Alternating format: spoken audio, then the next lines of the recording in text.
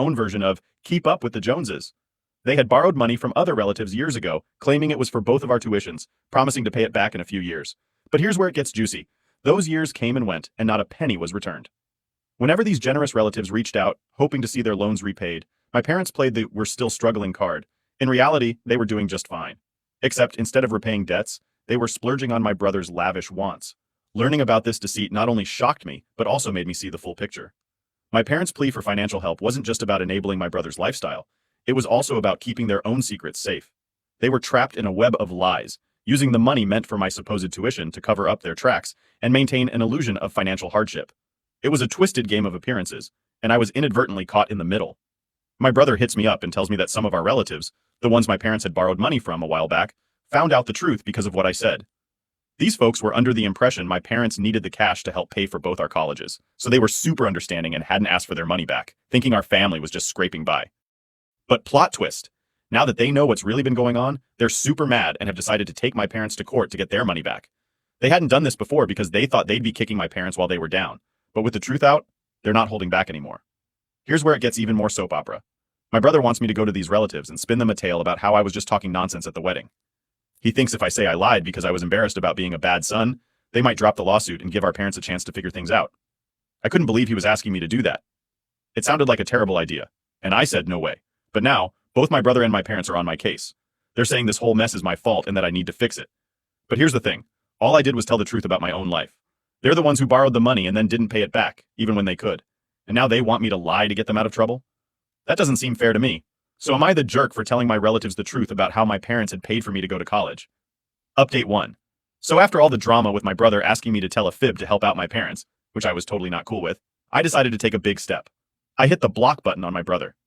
Yep, just like that, he was out of my online world. Then I got this idea. Why not share everything that's been happening with me on the internet? This way, if my family tried to twist the story to make themselves look like the good guys, there'd already be another side of the story out there. Mine. I kind of felt like a detective making sure everyone knew the real scoop. I had this gut feeling that my parents might have also borrowed money from folks who aren't even part of our family. And those people, they have the right to know what's going on too, right? It's only fair. By sharing my story, I wasn't just standing up for myself, I was looking out for others too. Think of it like being the neighborhood watch, but for this kind of mess. My parents and my brother, they've always had each other's backs. But me? I've pretty much been on my own dealing with them. So, putting everything out there for the world to see felt like the right move. It was like telling everyone, hey, this is what's been going down, and it's not cool. And about my brother trying to make me feel bad to get me to lie, that just blew my mind. I couldn't believe he thought that would actually work. But there you have it. I stood my ground and made sure everyone knew the truth straight from me. When I decided to spill the beans online about all the drama with my family, a part of me already figured that most folks would get where I was coming from. And you know what? The comments on my post pretty much confirmed my gut feeling. So, a huge shout out to everyone who showed me support. It really helped me stick to my guns and not second guess myself. Now onto some questions that popped up a lot in the comments. First off, these relatives my parents borrowed money from, I've never met them. Not even once. So it's a bit of a mystery to me why they decided to lend a hand. Or wallet in this case. My best guess, they're just super kind-hearted people and my parents saw a chance and took it. Not the coolest move if you ask me. As for reaching out to these mystery helpers to ask why they gave the money, I'm not thinking that's the best move right now. It feels like stirring up a pot that's already boiling over, you know? What I'm really hoping is that these good Samaritans have some kind of proof or paperwork that shows they lent the money to my parents with the expectation of getting it back someday.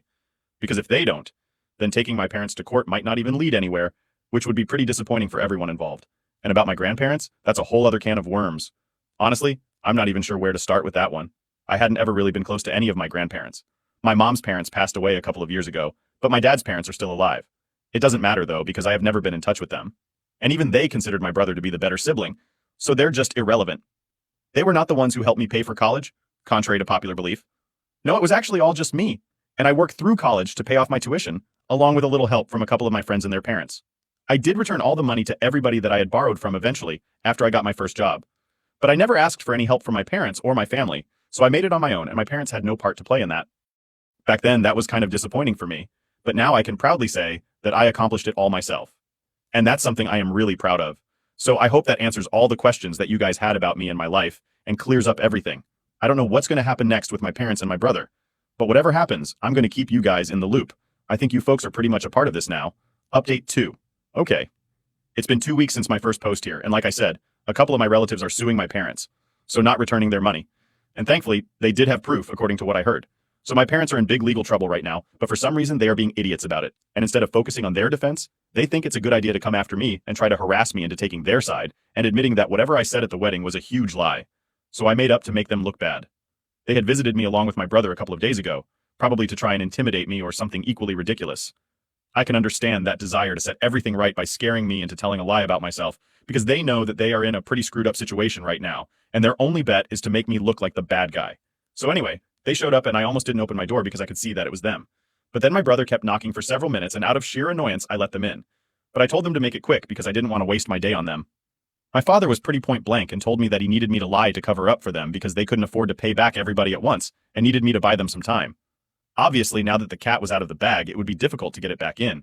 But he wanted me to at least try for the sake of our family and our reputation. I found it pretty ironic that they were talking about family and stuff like that when we didn't even speak to each other for so long. And I'm pretty sure that in a real family, people at least talk to each other and don't try to manipulate and use the others to their advantage. I told them that I really didn't consider them family anymore and they needed to stop bringing that up again and again